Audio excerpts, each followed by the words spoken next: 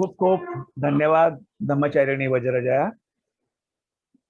तर आपल्या नेहमीच्याच सर्व श्रोत्यांसाठी माझा मैत्रीपूर्वक जय भीम. आत्ताच प्रास्ताविकामध्ये वज्रजया यांनी आपल्याला नमूद केलेलंच आहे की आपण या वर्षावासाच्या पर्वाचा लाभ घेण्यासाठी एक महत्वपूर्ण अशी जी बुद्ध शिकवण आहे, ज्याला गृहस्थी विनय असं म्हटलेलं आहे, आणि आपण सर्वच मंडळी ही गृहस्थी जीवनामध्ये व्यस्त आहोत. म्हणून खरं तर या गोष्टींना पुन्हा पुन्हा समजून घेणं, लक्षात घेणं, त्याचा स्वतःलाच उलगडा करून घेणं ही एक अतिशय उत्कृष्ट गोष्ट आहे. आणि म्हणून अनेकदा जरी आपण वाचलेलं असेल, अभ्यासलं असेल, तरी आपण पुन्हा पाहावं असं हे सिगालवाद सुद्धा आहे. मागच्या आठवड्यामध्ये आपण प्रत्यक्षात दिशा समजावून घ्यायला सुरुवात केली आणि त्यामध्ये आपण पूर्व तथा उगवती जी दिशा आहे, ती उगवती दिशा आईवडिलांच्या दृष्टीने कशी अलौकिक आहे, महत्वपूर्ण आहे, ते आपण पाहिलं. आणि आज आपण त्याच्या पुढची म्हणजे दक्षिण दिशा समजावून घेणार आहोत. दक्षिण दिशा जी गुरूंसाठी सांगितलेली आहे. आणि मग स्वाभाविकच या ठिकाणी गुरु शिष्याचं जे नातं आहे, ते नातं आपल्याला पाहावयास मिळणार आहे. पण मागील आठवड्यामध्ये जेव्हा आपण पूर्व दिशा आईवडिलांच्या प्रती मुलांची कर्तव्य आणि मुलांच्या प्रती आईवडिलांची कर्तव्य हे लक्षात घेत होतो, तेव्हा आपण असं पाहिलं की खरं तर आई वडील हेच मुलाचे प्रथम गुरु असतात आणि त्याचा परिवार हे त्याच्यासाठी एक पहिलं गुरुकुल असतं, ज्यामध्ये तो आई वडील, आजी आजोबा, चुलता चुलते, काका मावशी यांच्याकडून काही शिकत असतो, काही आत्मसात करत असतो. आणि मग जेव्हा वयाची एक विशिष्ट वर्ष पार केली की मग या विद्यार्थ्याला, या मुलाला आपण असं म्हणूया की जे काही औपचारिक शिक्षण आहे, विद्याग्रहण आहे, त्यासाठी शाळेत दाखल केलं जातं किंवा गुरुच्या वर्गात दाखल केलं जातं. बुद्धाच्या काळामध्ये कदाचित अशा शाळा नसतीलही, कारण त्या काळामध्ये गुरुकुलांची परंपरा होती की ज्या ठिकाणी विद्यार्थी गुरुकुलामध्ये आपल्या गुरूंसोबत जाऊन राहत असत, वास्तव्य करत असत आणि जीवनाचे धडे ते त्या ठिकाणी गिरवत असत, शिकत असत, आत्मसात करत असत, लक्षात घेण्याचा प्रयत्न करत असत, त्यात आजमावत असत वेगवेगळ्या प्रकारे. आणि त्याच पार्श्वभूमीला धरून तथागतांनी ही मांडणी केलेली आहे. यामध्ये तथागत म्हणतात की गुरुची 5 प्रकारे पूजा केली जाऊ शकते आणि त्यामध्ये ते सांगत आहेत, गुरु जवळ आले तर उठून उभे राहावे. दुसरी गोष्ट ते सांगत आहेत, ते आजारी असले तर त्यांची सेवा करावी. तिसरी गोष्ट ते सांगत आहेत, श्रद्धापूर्वक ते शिकवतील ते समजून घ्यावे. पहा, श्रद्धापूर्वक ते शिकवतील ते समजून घ्यावे.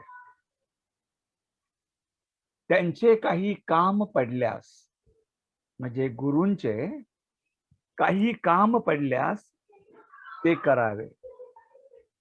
आणि पाचवी गोष्ट तथागत सांगत आहेत, ते शिकवतील ते उत्तम रीतीने शिकावे. ते जे काही शिकवतील ते उत्तम रीतीने शिकावे. पाचच गोष्टी आहेत, परंतु अत्यंत महत्वपूर्ण आहेत. अत्यंत असं म्हणता येईल की आपल्याला इनरिच करणार आहे, समृद्ध करणारे असे हे मुद्दे यामधून कथन केलेले आहेत किंवा सांगितलेले आहेत. जशी पहिलीच गोष्ट आपण पाहतो की गुरु जवळ आले तर उठून उभे राहा. या ठिकाणी उठून उभं राहण्याची एक कृती आहे, आणि ही कृती ही शारीरिक कृती आहे. पण ही शारीरिक कृती काहीतरी दर्शवते आहे, काहीतरी व्यक्त करते आहे. आणि ती जी अभिव्यक्ती आहे, ती अभिव्यक्ती ही आदराची आहे, ही सन्मानाची आहे, ही कृतज्ञतेची आहे. आणि शरीराद्वारे खर तर हा भाव प्रकट करण्याचा एक प्रकार आहे. गुरु जो आहे हा आपल्या जीवनामध्ये एक अत्यंत महत्वाचा असा घटक आहे. कारण गुरुच्या बोटाला धरून आपण विद्या ग्रहण करत असतो, मूल्य ग्रहण करत असतो, नीती तत्व शिकत असतो.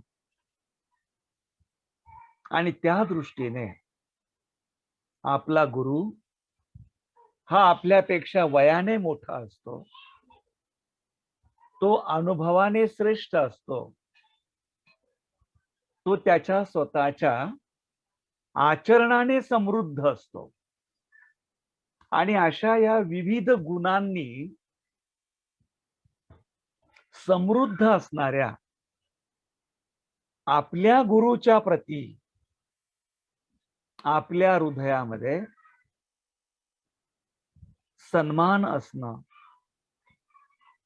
आणि तो सन्मान अगदी विनयपूर्वक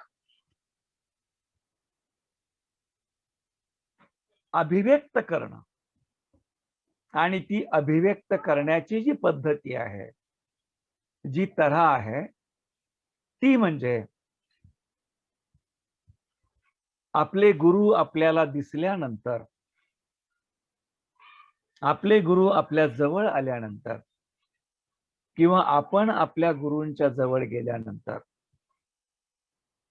आपण उठून उभं राहणं, त्यांना अभिवादन करणं, त्यांच्या समोर आपण झुकणं. आणि हे जे झुकणं आहे, हे अपमानाचं झुकणं नसतं, तर हे जे झुकणं आहे ते सन्मानाचं झुकणं असतं. की जी व्यक्ती आपल्या समोर उभी आहे ती काही मूल्य जगते आहे, ती काही मूल्य जपते आहे, ती अनेकांना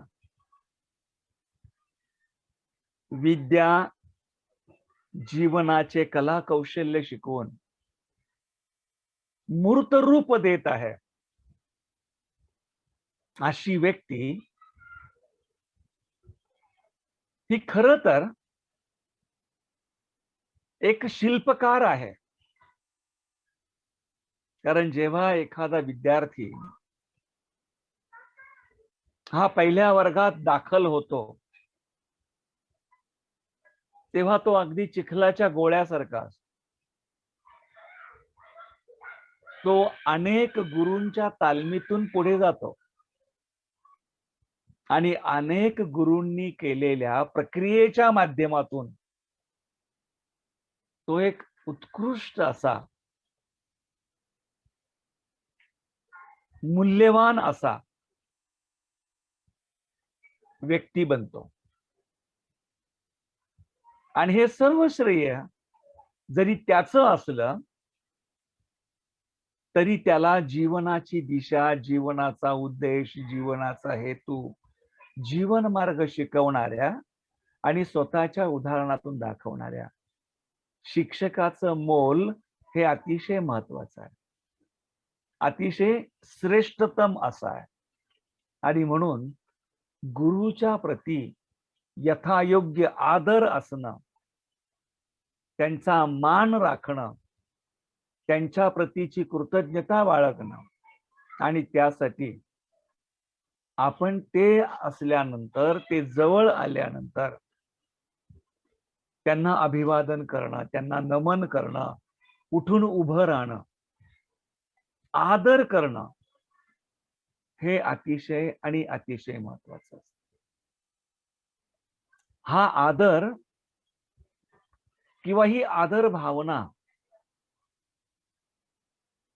ही किती मोठी असते याचं एक बुद्धकालीन उदाहरण तुम्हाला मी जाता जाता सांगतो. आपल्याला सर्वांना ठाऊक आहे की बुद्धाच्या पहिल्या 5 शिष्यांपैकी अश्वजित एक आहेत. आणि अश्वजित हे भिक्षाटनासाठी जात असताना नंतर जे सारीपुत्र झाले, ते सारीपुत्र नसताना अश्वजितला पाहतात. त्यांची अतिशय निश्चल आणि शांत कोमल मूर्ती, त्यांचं स्मृतीबद्धपणे चालणं, गांभीर्य चेहऱ्यावरचं, हे सगळं पाहून सारीपुत्र अत्यंत प्रभावित होतो.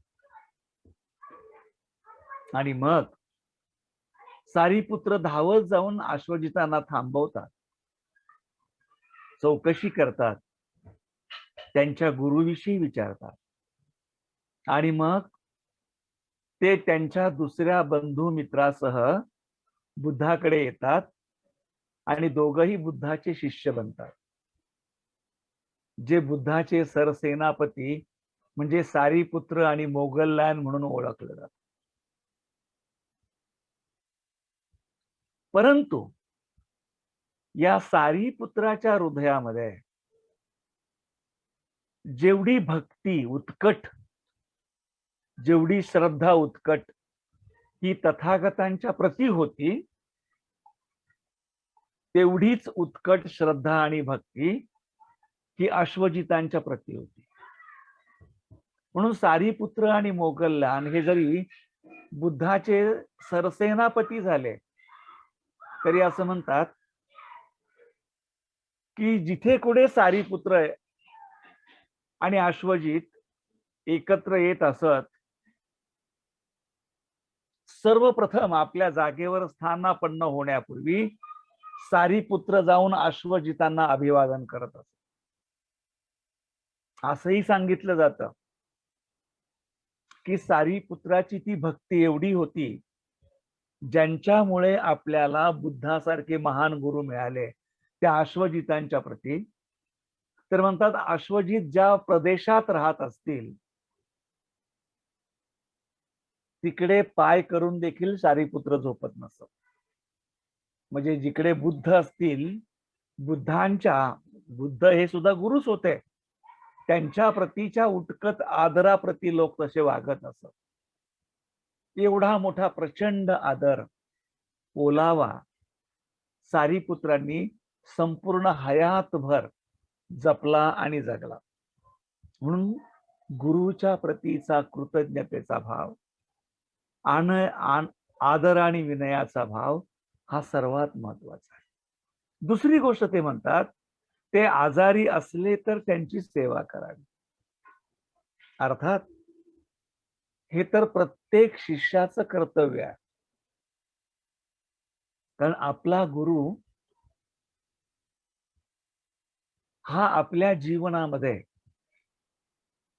एक अत्यंतिक महत्वाचा घटक आहे. तो आपल्या जीवनाला आकार देत असतो, पैलू पाडत असतो. आपल्यामधील जी सुप्त क्षमता आहे तिला शोधून तिला विकसित करण्यासाठी तो प्रयत्न करत असतो.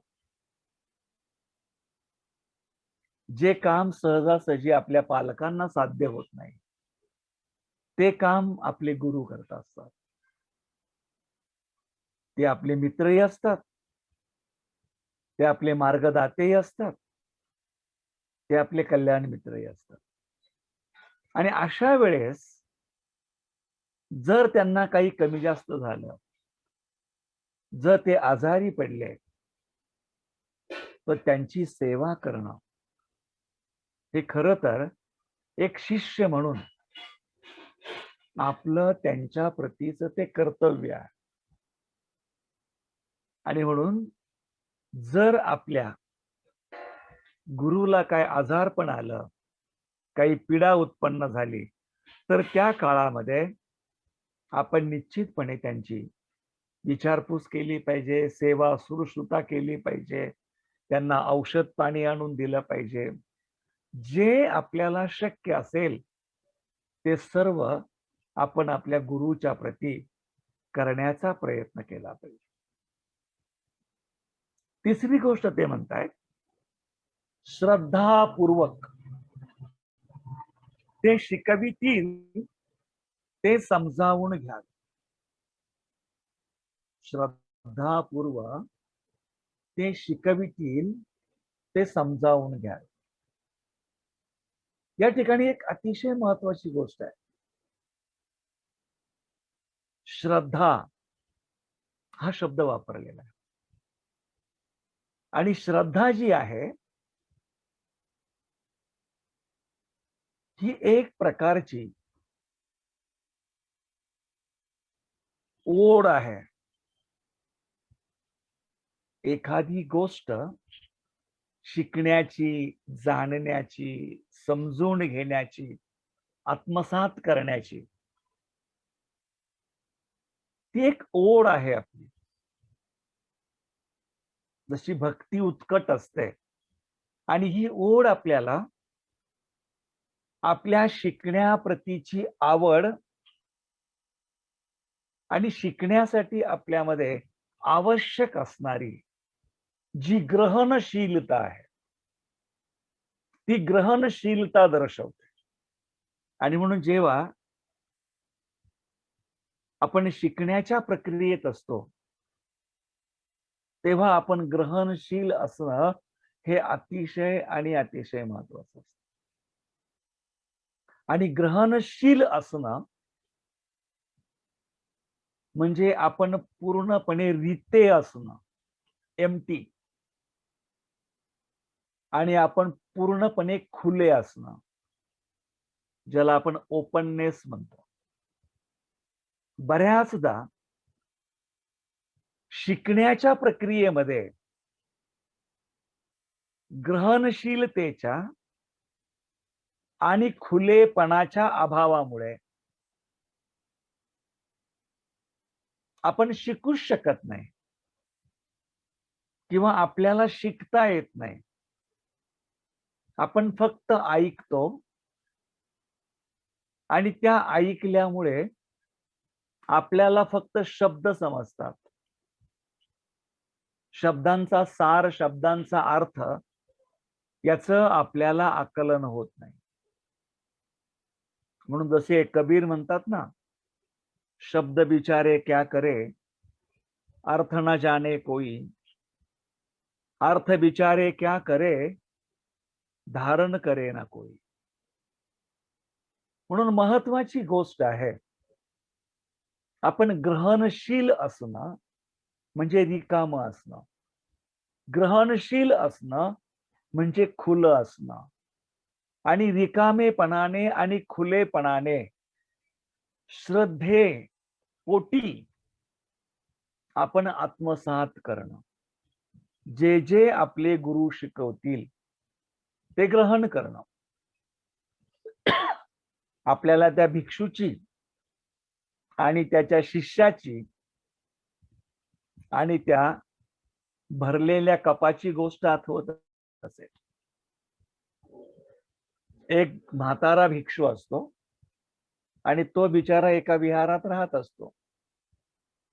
एक आडदांड तरुण विद्यापीठातनं डिग्र्या घेऊन येतो आणि मग एक दिवस त्याला असं वाटतं की आपण जाऊन या भंतेजींची थोडी परीक्षा घ्यावी. म्हणून तो मोठ्या गर्वाने जातो. अतिशय वृद्ध परंतु विनयशील भिक्षू असतात. ते त्याला चहा करतात आणि चहा त्याच्या कपामध्ये ओततात. कप अर्धा होतो, कप भरतो, कप भरून बशीत सांडायला लागतो. तेव्हा तो जोरात ओरडतो, अहो अहो भंते, कप भरून खाली चाललाय, तुमच्या लक्षात नाही येत का? त्यावर भंते म्हणतात हळुवारपणे, हो बाळा, जसा हा कप भरलेला आहे त्या कपाची आणि तुझी अवस्था एकसारखीच आहे. त्याला भंतेंचे हे उदाहरण समजत नाही. तर ते म्हणतात, तू जो काही माझ्याकडे ज्या प्रकारे आलेला आहेस गर्वाने भरून, तुझ्या शिक्षणामुळे तुझ्यामध्ये इगो फुललेला आहे आणि त्या अहंकारातून तू माझ्याकडे चर्चा करायला आलेला आहे. जसा हा कप भरलेला आहे तसा आपण तेव्हाच शिकू शकतो आणि तेव्हाच ऐकू शकतो जर आपला कप रिकामा असेल तेव्हा.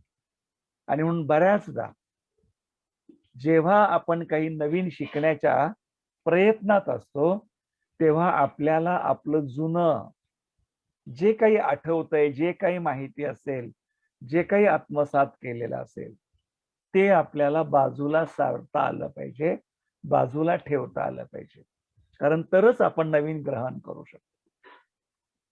आणि जर आपल्याला नवीन ग्रहण करत असताना काही खूप चांगल्या गोष्टी लक्षात आल्या तर आपल्याला आपले जुने बुरसटलेले विचार, संस्कार, मनोधारणा या सहजपणे सोडताही आल्या पाहिजे. ज्याला आपण म्हणतो खुलेपणा ठेवणं, बदलण्याची तत्परता दाखवणं. आणि म्हणून बंधू आणि भगिनींनो, बुद्ध असं म्हणतात की श्रद्धापूर्वक ते शिकवतील ते समजून घ्यावे. आणि पुढची गोष्ट ते म्हणतात, त्यांचे काही काम पडल्यास ते करावे. तुमचे गुरु हे खरं तर अनेक लोकांच्या जीवनाला आकार देण्याचं काम करत असतात. त्याच्यामध्ये ते व्यस्त असतात. आणि अशा या व्यस्ततेमध्ये त्यांच्या स्वतःच्या जीवनाचं किंवा त्यांचं जे काही काम पडलेलं असेल, जिथे त्यांना कोणाच्या मदतीची गरज आहे, त्यांना काहीतरी सहकार्याची आवश्यकता आहे, तर अशा वेळेस आपल्या गुरूंना मदत करणं, आपल्या गुरूंना सहाय्य करणं, आपल्या गुरूंना मदतीचा हात देणं ही अतिशय महत्वाची गोष्ट आहे. कारण आपल्या गुरूंना आपण मदत करून आपले गुरु ज्या अनेक शिष्यांना मदतीसाठी आपलं आयुष्य देत आहेत, त्या महान आणि उदात्त कार्यामध्ये जणू काही आपण आपलं योगदान देत आहोत असा त्याचा अर्थ आहे. आणि म्हणून गुरूंना काही काम पडलं, त्यांना काही मदतीची गरज वाटली, त्यांना काही आवश्यकता भासली, तर त्या ठिकाणी आपण धावून जाणं आणि आपल्या गुरूंना मदत करणं हे अतिशय महत्वाचं आहे. आणि पाचवी गोष्ट मग ते म्हणतात, ते शिकवितील ते उत्तम रीतीने शिकावे. पहा, तिसरा मुद्दा ते सांगत आहेत, श्रद्धापूर्वक ते शिकवितील ते समजून घ्यावे. पहा, श्रद्धापूर्वक ते शिकवितील ते समजून घ्यावे. आणि मग पाचव्यांदा पुन्हा असं का बरं तथागतांनी सांगितलं असावं? ते शिकवितील ते उत्तम रीतीने शिकावे. याचा नेमका अर्थ काय? उत्तम रीतीने शिकावं. शिकणं, आत्मसात करणं. आणि शिकण्याच्या दोन पद्धती आहेत. जसं आपण तथागतांच्या बद्दल ऐकतो ना, तथागतांच्या बद्दल आपण जेव्हा ऐकतो, विद्या चरण संपन्न. विद्या म्हणजे विद्या, बौद्धिक ज्ञानाने संपन्न असा, परंतु तेवढाच आचरणामधील कसब आणि कुशल असणारा. विद्या चरण, विद्या पण आणि आचरण पण. जैसा बोले तैसा चाले, त्याची वंदावे पाऊले. आपण असं म्हणतो ना, तथागत जो स्वतः जे सांगतो त्याचप्रमाणे तो चालतो, वागतो, अशी व्यक्ती. आता इथे महत्वाची जी गोष्ट आहे, बऱ्याचदा आपण पाहतो की आपण बरंच काही ऐकतही असतो, आपण बरंच काही वाचतही असतो, आपण बरंच काही समजून घेण्याचा प्रयत्न करत असतो. आणि ह्या सगळ्याच गोष्टींना आपण असं समजतो की हेच माझं शिकणं आहे. ऐकणं, वाचणं, पाहणं, लिहिणं, हे माझं शिकणं आहे. आता याच्यात एक महत्वाची गोष्ट आहे. असं जर असेल तर मग जेव्हा आपण बुद्धाचीच काही वाक्य घेतो, जसं बाबासाहेब भगवान बुद्ध आणि त्याचा धम्म या ग्रंथामध्ये म्हणतात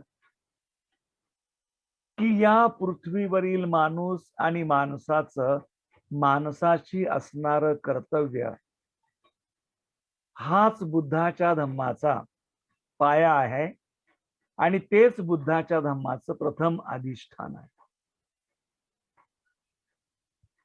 म्हणजे माणूस आणि माणूस याच्या पलीकडे बुद्धाचा धम्म काहीच नाही.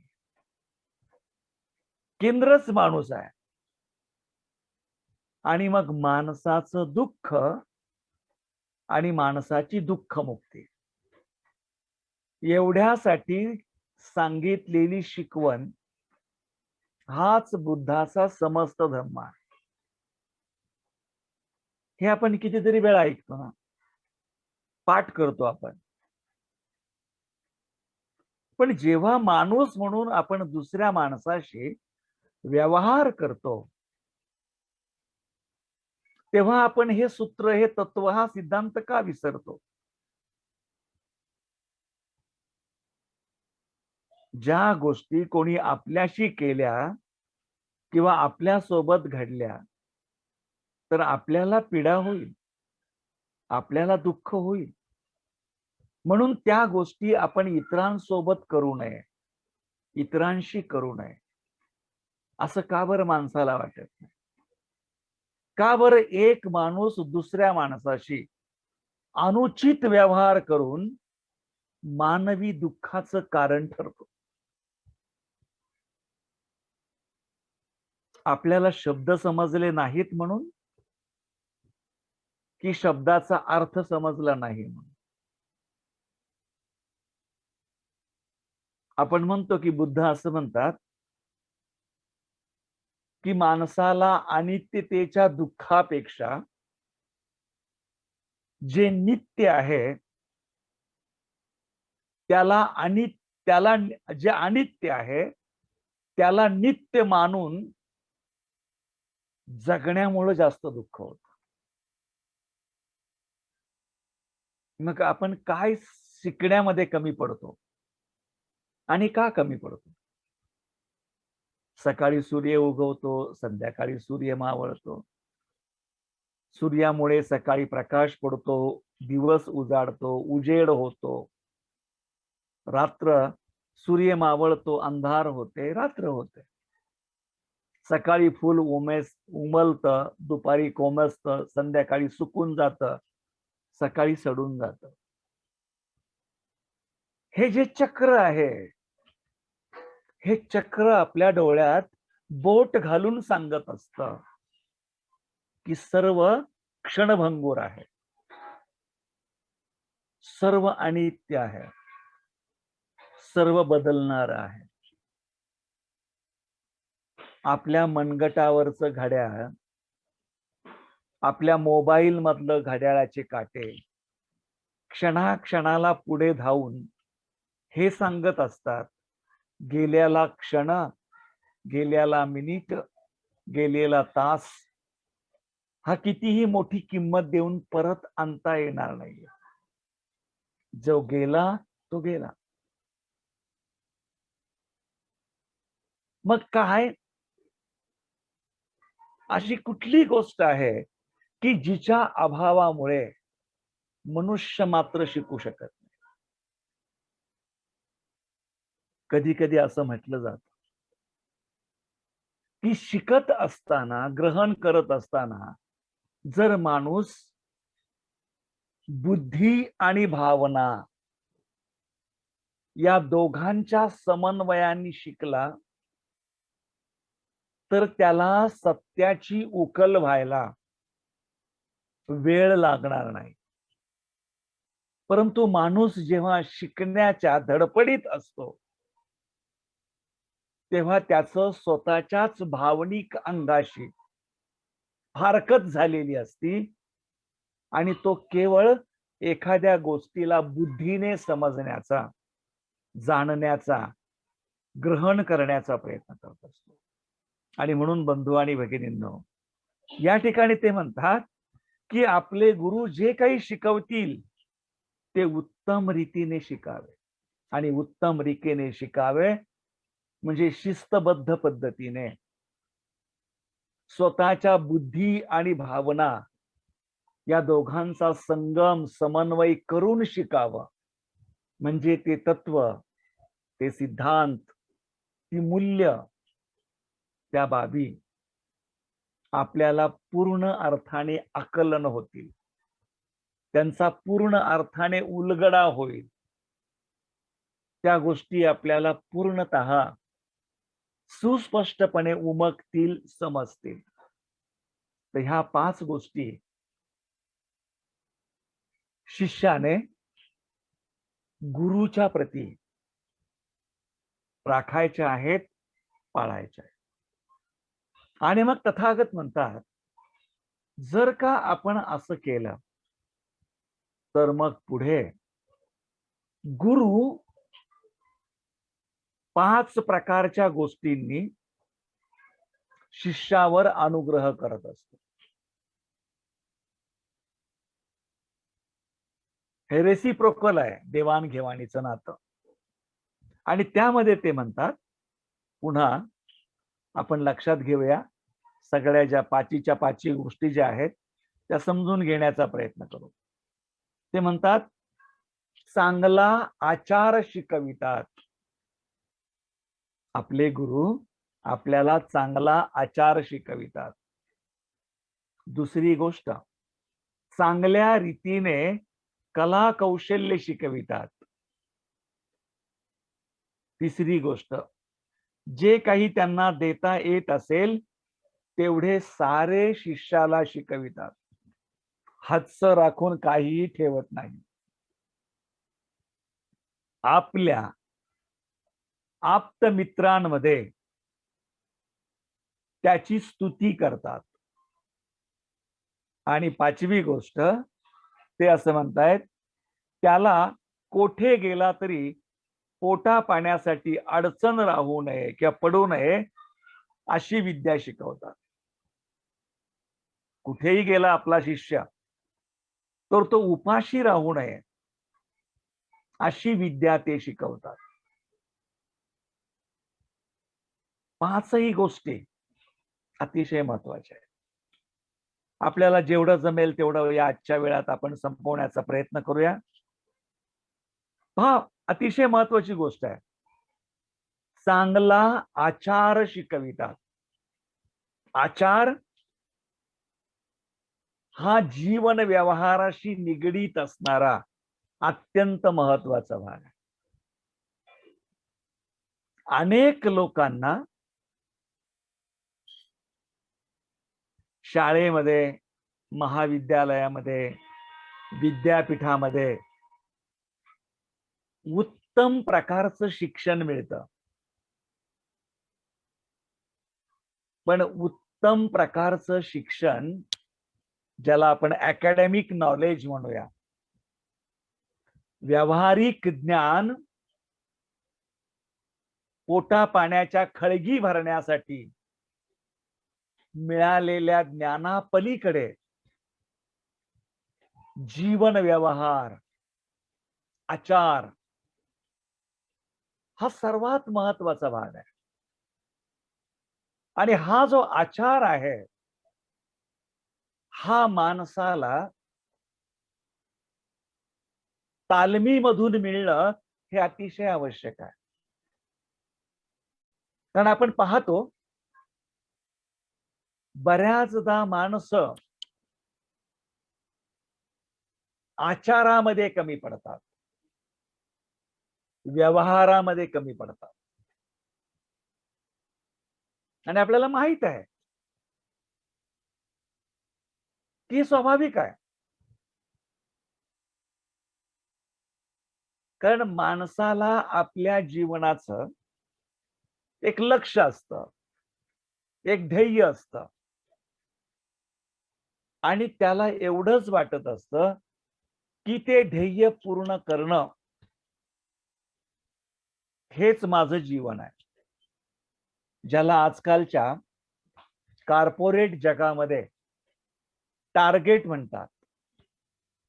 एक टार्गेट दिलेलं असतं आणि ते टार्गेट पूर्ण करण्यासाठी तो प्रत्येक व्यक्ती जीवाचं रान करत असतो.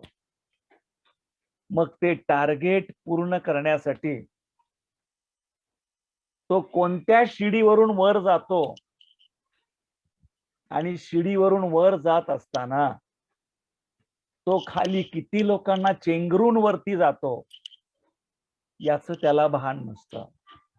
कारण त्याला एवढंच शिकवलेलं असतं, टार्गेट, अचीवमेंट, आउटकम्स. कारण हे सर्व बाजार मूल्य असणारे शब्द आहेत. टार्गेट गाठलं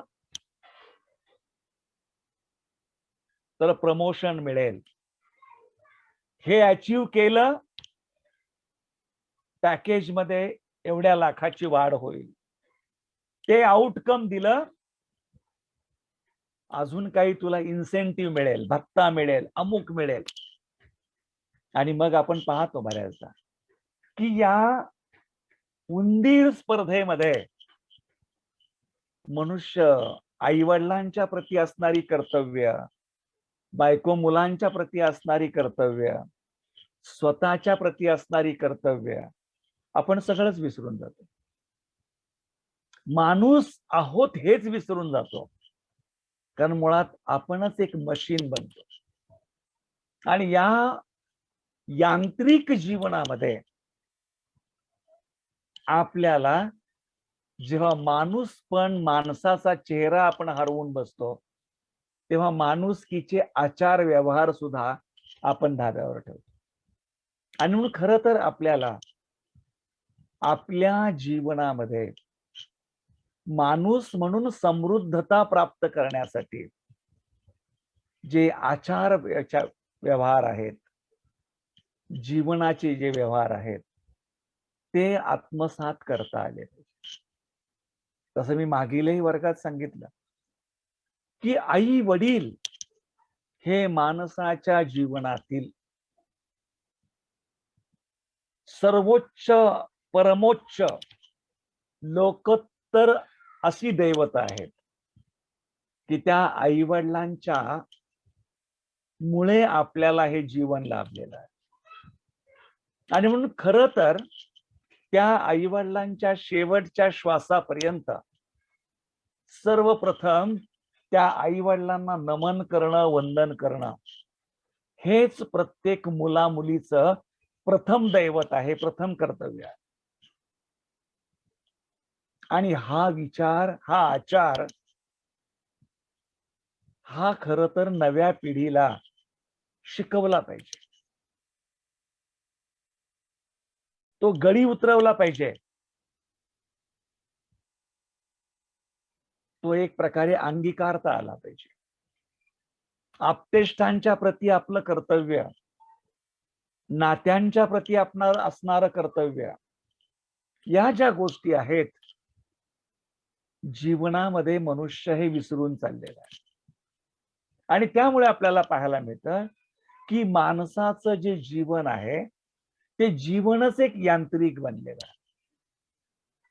आपली सामाजिक बांधिलकी काय आहे, आपलं सामाजिक कर्तव्य काय आहे, जीवनामध्ये आपण इतरांचे काही लागत आहोत, आपण समाजाचे काही देणे आहोत, आपल्या राष्ट्राच्या प्रती आपलं काही कर्तव्य आहे, हे जे आचार आहेत, व्यवहार आहेत, हे विद्यार्थ्याला शिकवणं, त्याच्याकडून ते करून घेणं हे अतिशय महत्वाचं आहे.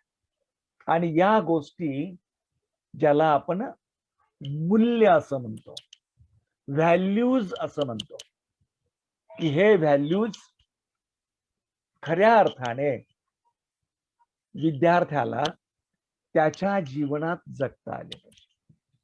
हे जगात असताना जसं परस्परांच्या नात्यामधील विश्वास आहे, प्रामाणिकपणा आहे, पारदर्शकता आहे, हे व्हॅल्यूज आहेत. हे व्हॅल्यूज जर मिळाले जीवनामध्ये तर जीवन समृद्ध होत. आणि ते समृद्ध जीवन होण्यासाठी आपल्या गुरुकडून आपल्याला हे प्राप्त होईल याचा आपण प्रयत्न करणं हा अतिशय महत्वाचा भाग आहे. आणि म्हणून आचार, आपले गुरु आपल्याला चांगला आचार शिकवितात, ज्याला आपण पाहतो बुद्धाच्या धम्मामध्ये अतिशय सुंदर शब्द वापरलेला आहे, विनय.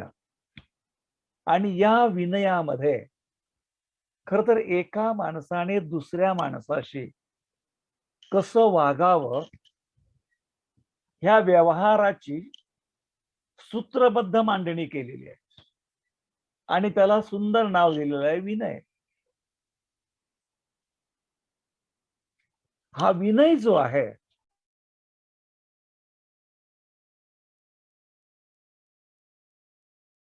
हा विनय हे दुसरं तिसरं काही नसून तो संपूर्ण आचार व्यवहार आहे.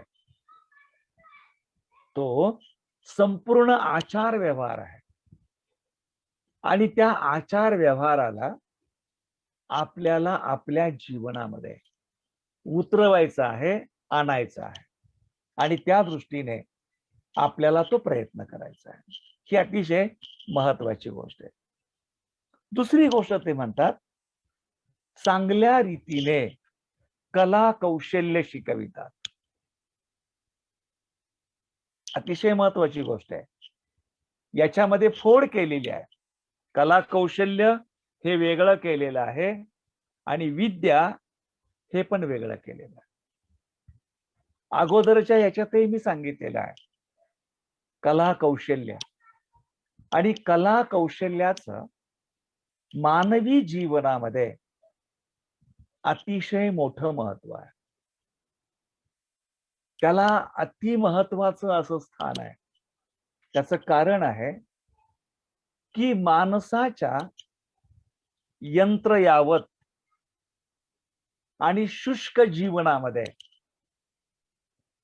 जर काही रंग, रस, जिवंतपणा जर भरायचा असेल किंवा निर्माण करायचा असेल तर माणसाला कला कौशल्याची गोडी हवी.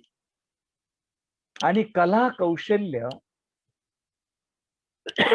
ही माणसाच्या भावनिक अंगाशी निगडीत आहे.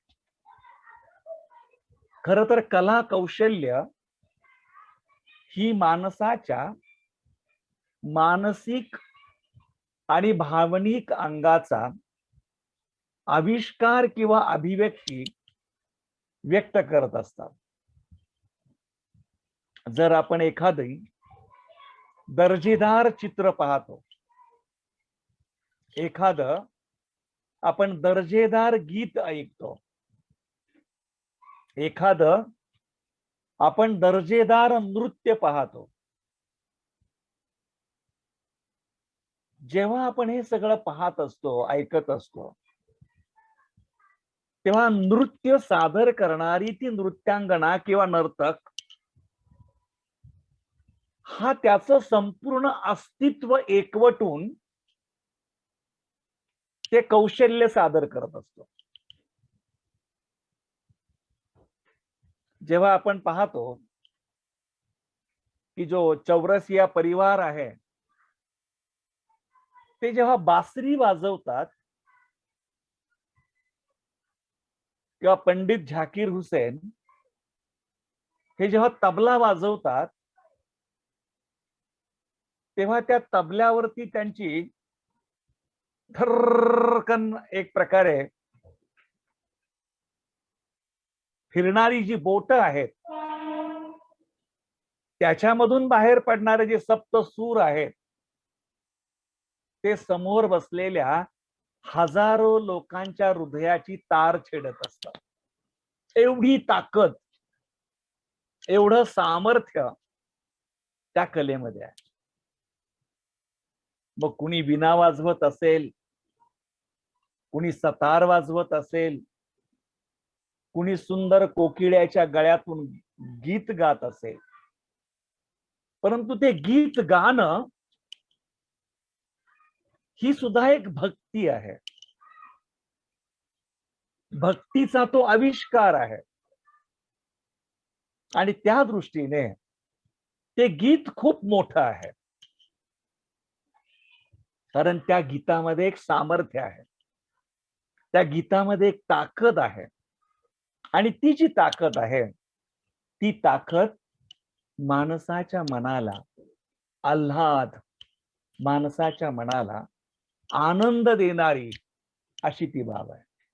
आणि म्हणून जेव्हा आपण कला कौशल्याचा विचार करतो तेव्हा जशी आपली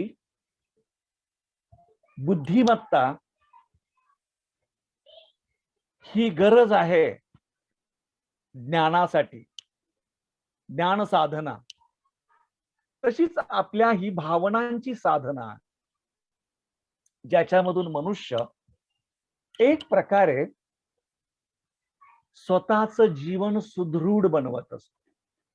आणि म्हणून चित्रकला असो, शिल्पकला असो, दगडांवरचं कोरीव काम असो, ह्या संपूर्ण कला कौशल्याच्या ज्या बाबी आहेत, या कला कौशल्याच्या बाबी या माणसाचं व्यक्तिमत्व घडवणाऱ्या बाबी आहेत.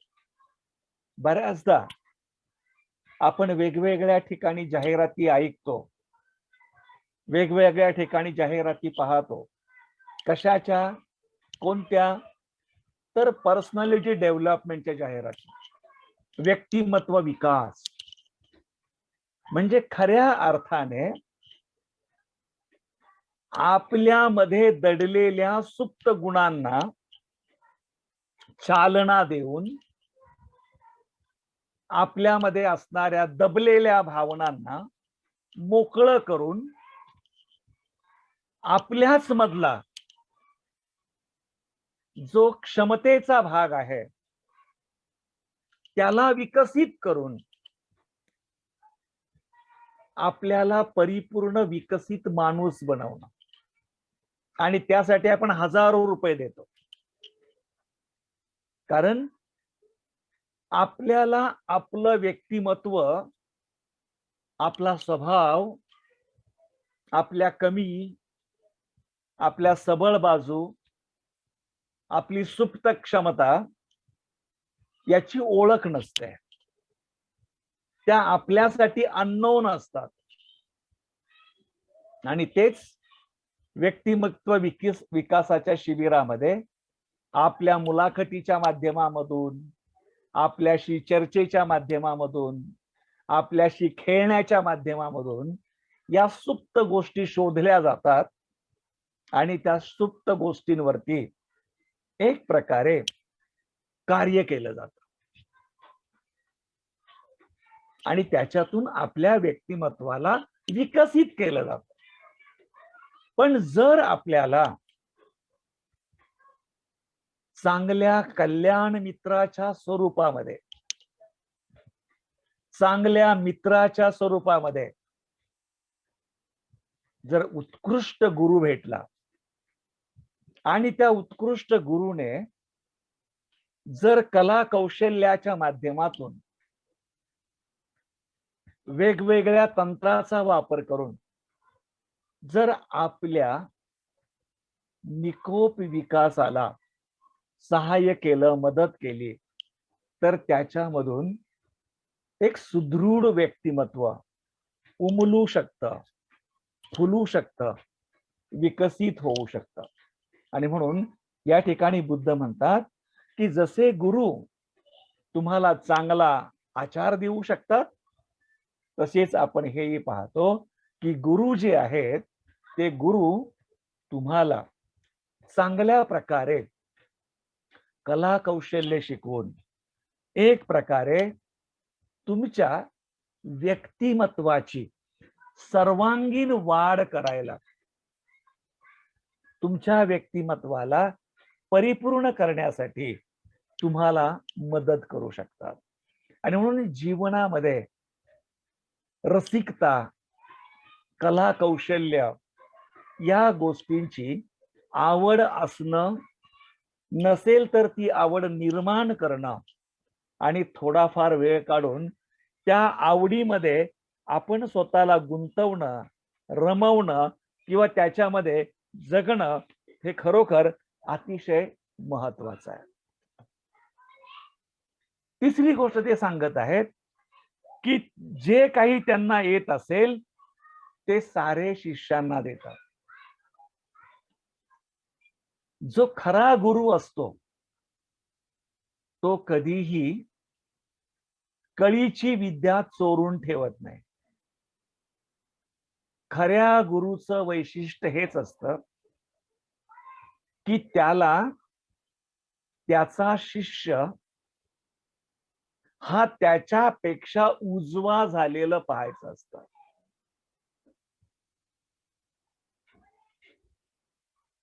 त्याला आपला शिष्य हा आपल्यापेक्षा उजवा झालाय म्हणजे श्रेष्ठ झालाय हे त्याला पाहायचं असतं. आणि म्हणून गुरु जो आहे तो प्रयत्न करतो त्याच्या शिदोरीमध्ये जे काही आहे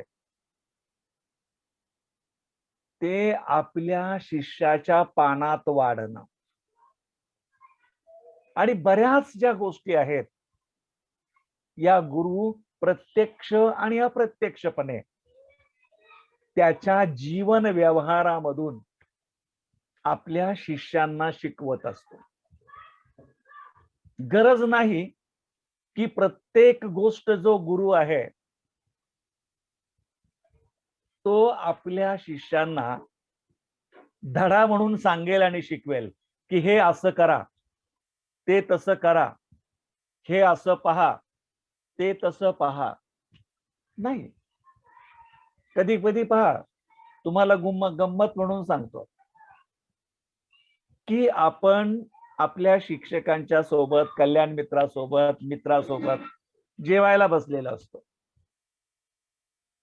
जेवताना आपण खरकट सांडवतो. जेवण संपलं की आपण तसंच जातो उठून, आपलं ताट धुवतो आणि ठेवतो. पण जर बारकाईने पाहिलं तर जो आपला कल्याण मित्र असेल तो अगदी आजूबाजूला पडलेला प्रत्येक भाताचा शीत, वांग्याचा देठ, काही कढीपत्त्याचं पान इकडे तिकडे पडला असेल तो उचलून घेतो.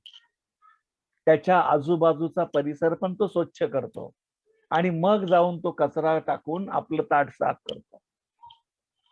तो तुम्हाला सांगणार नाही की हे बंधूंनो मी जसं करतो तो सुद्धा तुम्ही करा. पण त्याची ती जी कृती आहे त्याची ती कृती हेच तुमच्यासाठी धडा आहे. तोच तुमच्यासाठी तो पाठ आहे की आपण असं वागलं पाहिजे, आपण असं केलं पाहिजे. ते करणं हे अतिशय गरजेचं आहे. ते करणं हे अतिशय आवश्यक आहे. कारण तो एक जीवन व्यवहार आहे.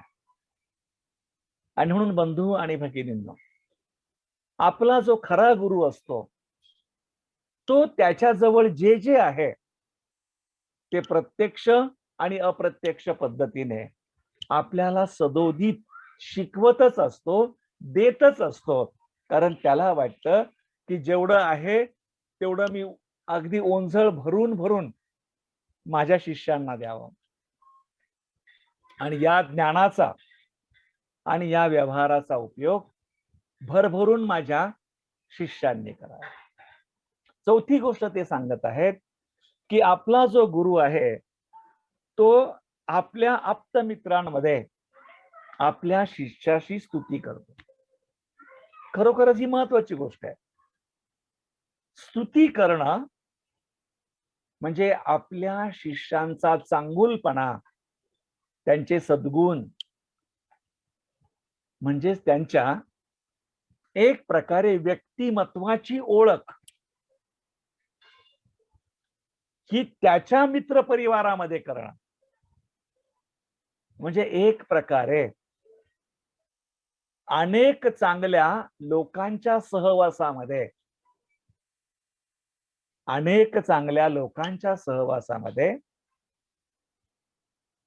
किंवा अनेक चांगल्या लोकांच्या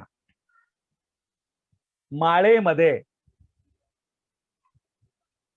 एक चांगला मणी म्हणून आपले गुरु आपल्याला गुंफून ठेवत असतात, जेणेकरून अनेक चांगल्या लोकांना आपला शिष्य कसा चांगला आहे तो कळावा आणि त्याला अनेक चांगल्या लोकांच्या सहवासाचा लाभ व्हावा, जेणेकरून त्याच्या जीवनामध्ये त्याला अजून चांगली एक प्रकारे संस्काराची खाण मिळावी, संस्काराची पार्श्वभूमी मिळावी.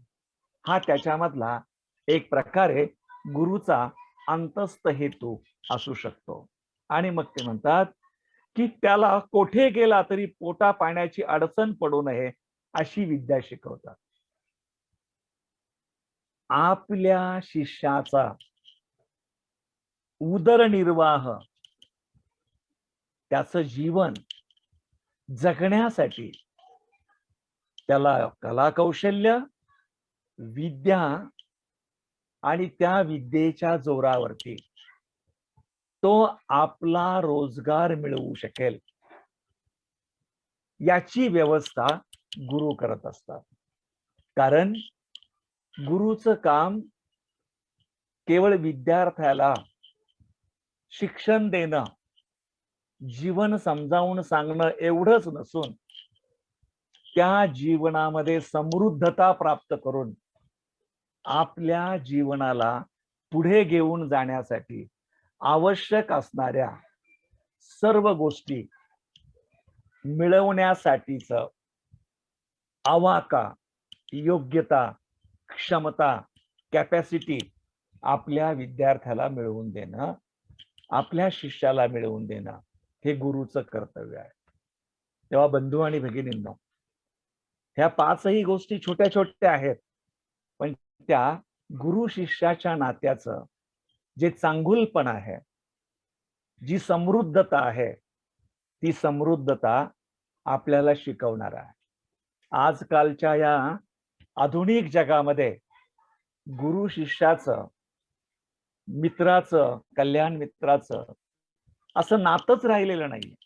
आणि म्हणून आपल्याला बुद्धाच्या या गृहस्थी विनयाच्या माध्यमातून गुरु शिष्याच्या या पवित्र नात्याला पुन्हा एक नवी उजाळी देता येऊ शकेल असं मला वाटतं. आणि त्यासाठी आपण सर्वांनी पुन्हा एकदा या नात्याची उजळणी करावी एवढंच सांगून मी आजचा वर्ग या ठिकाणी थांबवतो. पुढील आठवड्यामध्ये आपण पुढचं जे आहे अंग, पश्चिम दिशा, आणि पश्चिम दिशा ही मोठी रोचक आहे पती पत्नींसाठी, त्याचा आपण अभ्यास करणार आहोत. तर पुढील सूचना आणि बाकीच्या गोष्टी आहेत त्यासाठी मी वज्रजयांकडे सुपूर्त करतो. धन्यवाद. जय भीम.